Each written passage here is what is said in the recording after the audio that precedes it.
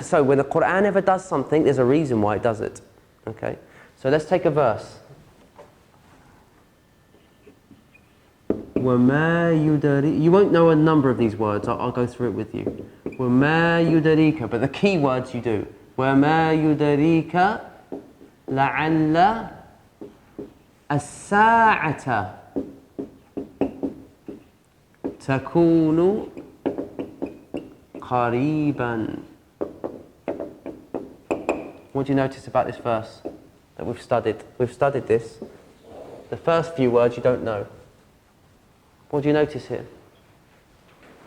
وَمَا يُدَرِيكَ لَعَلَّ السَّاعَةَ تَكُونُ قَرِيبًا. What do you notice?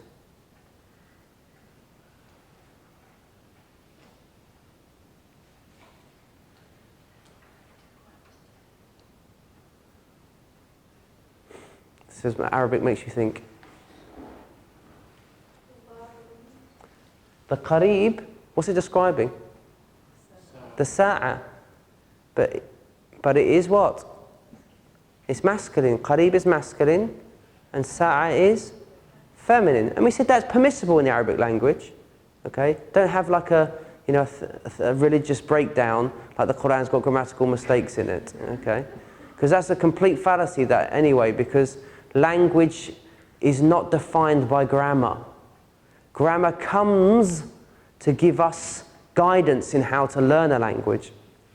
That's why English people, they say, why on earth do I need to know any English grammar? I can speak it.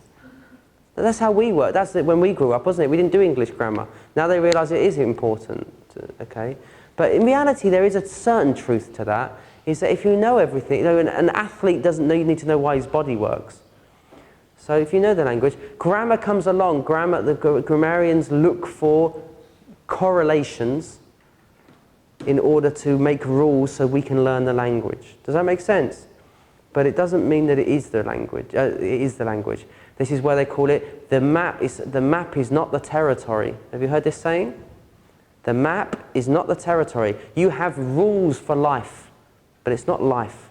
But we need the rules still in order to do life. Does that make sense? If you've got a map, and is the map the actual territory? No, but we still need the map to know where we're going, don't we?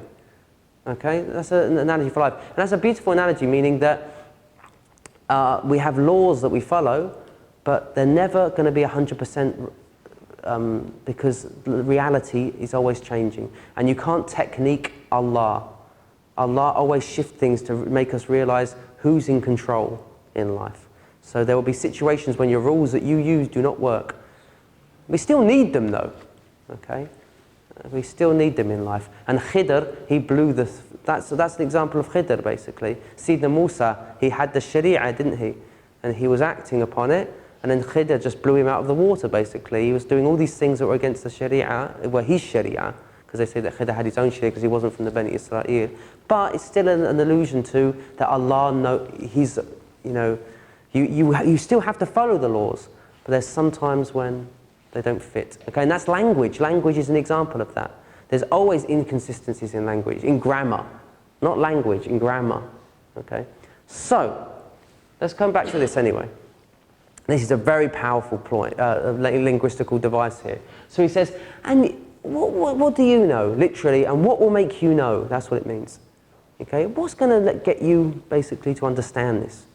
لَعَلَّ, perhaps, the hour is going to be close. You with me, the translation?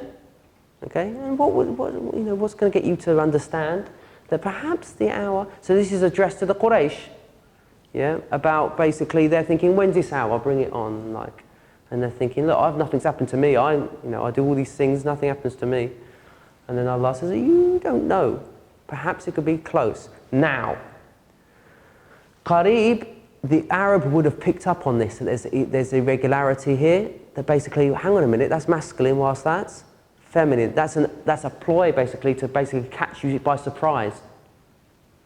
Just like the hour catches you by surprise, the grammatical device catches you by surprise. Are you with me?